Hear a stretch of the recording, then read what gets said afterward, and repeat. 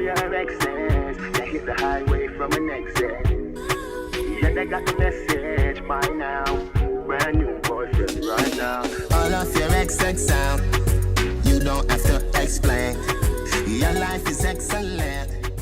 Come on, baby. Hi guys, good morning. So this is going to be a tutorial that I got some inspiration from the picture shown at the beginning of this video. Now I applied my Matifier from Sacha, and now I'm mixing two foundations from Black Opal, which I usually do. Now I recommend doing this so when you highlight your face you don't look lighter than your skin tone. So this is usually why I always mix a darker foundation with my color skin tone foundation. I'm setting my eyebrows with the Airspun setting powder. Now I'm using the Sacha Cosmetics concealer palette to highlight under my face. With my eyebrows, I'm trying a new technique that I actually learned, so I'm gonna see if it works well for me. I'm using my beauty blender right now to blend. I really like this Sacha Cosmetics palette because it blends really seamlessly, like it looks like skin. So I would definitely recommend this. I am also setting my concealer with the Airspun powder, chin, underneath my eye, eyebrow, nose, everything. Yeah, this is so, like, this powder on dark skin, please be careful. I'm going to use the E.L.F eyeliner gel because I couldn't get, they were out of the brow pomade. So this is the first time I'm actually trying to do my eyebrows after I do my face, and I think this is how I'm going to do my eyebrows from now on because they look more natural, and I just love the way that this turned out rather than me making my eyebrows too dark in the beginning and then having to conceal them. So I just found that this was a better way. I apologize for the lighting. Yeah, frustrating me. So yeah, this causes you to be a lot more light-handed so your eyebrows don't come up too dark, and I would recommend this. Now the only thing with this is you have to take your time, so you know you can't make any mistakes, because I did not put any concealer on the top of my brow, I just did it at the bottom. What I did was take the lightest concealer from this palette here, so the kind of white concealer, that's E.L.F concealer palette. Yeah, I took that and I moved it from the arch of my brow to conceal there, and then I took a concealer that was closest to my skin tone to clean up the beginning of my eyebrow, so that way it didn't look too harsh. Now the key to this is not to put too much, but keep building as you get more confident. So yeah, so I started off with a really light stroke at first, and then the more confident I got, the more I put it. But it depends on how well carved out you would like your brow to look. If you want it to look natural, you could not put the concealer, it's all up to you. But I just wanted to test out this technique to see if it was possible for me to do, and I think this is how I'm doing my eyebrows from now on. I love it, it looks natural, and yeah, I would definitely recommend this. So I'm using an angled brush. I can't remember where that's from, but you'll see how carved my brows look without doing too much. I love that. That is exactly what I feel my eyebrows should look like. So yeah, once again using the concealer close to my skin. This might be a little bit darker than my skin, but it's okay, it's not a problem. I still love the way that my eyebrows turned out. Please remember to blend the concealer down onto your lid so that way it doesn't look patchy. Also blend the skin color concealer into the highlighted concealer to kind of, you know, help yourself. I then set, yeah, I'm showing you guys a picture here. I then set my eyelids with the Airspun. I don't believe I did that on camera, but yeah. At first I started with the back and forth motion, and then because of how pigmented the picture was, I was like, yeah, let me pat this yellow on. I would recommend using a white base to do this, but I just wanted to see how bright the colors would have shown up if I did not use the white base. Now, all of these eyeshadows that I'm using today are from Juvias Place. Once again, apologies for the lighting. Every time I turn to this angle, it keeps doing some weird stuff. So yeah, I'm just blending that highlight color that I just put there. Yeah, I'm just blending it out. Pattern, just to make sure that everything is, you know. I'm using an orange now, so it goes from yellow into orange, and then the lid color that I used really did give me a lot of problems, not because of the pigment or anything, but I wanted it to look closer to red, so I ended up having to go into the next Juvias Place palette to get there. See, this was pink, and it's just not doing a lot for me, so I tried passing it on, and then I changed the color. I think that color is in Masqurade. I can't remember. All the colors that I used, except for that first palette, I will put in the description box. Look in the description box because it's going to be there. Yeah. I'm just passing it on. Yeah. And this color works out a lot better for me than the original color. So I'm going to take this green from the Masqurade, that's the Masqurade palette, and I'm going to pat that on. Now, I was probably doing this for like forever because blue as a transition color literally scares the shit out of me. So I was here for like a good half an hour. I probably tried to put this blue on but not make it too blue. So yeah, I'm going to go into, sorry, the green on.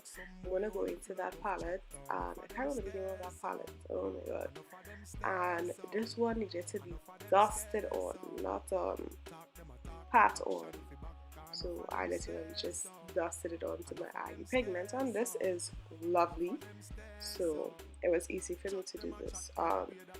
Off camera, I did go back in with the transition colors to brighten it to the lid colors because I thought the lid was looking brighter than the transition color, and that's not how the picture was. Now, I didn't expect to get it exactly like the picture because my lid is very hooded, so I could try as much as I can to get it like the picture, but there is no possible way because of how hooded my eyelids are that I was going to get it exactly like the picture. So this is me here going over again, you know, to try to get the colors to brighten up. I'm going in with the NYX jumbo pencil in white on my waterline because I'm going to do the same colors underneath. So I'm going to go in with the blue on that side, then the orange, then, you know, basically the same thing, create that same illusion underneath the lid.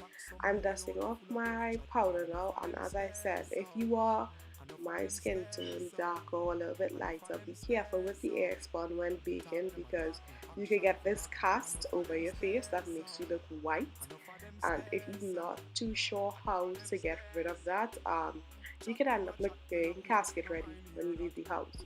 Now, my recommendation has always been my powder color is not the color of my skin. It's about 2 shades darker than my skin, and it helps me blend in everything.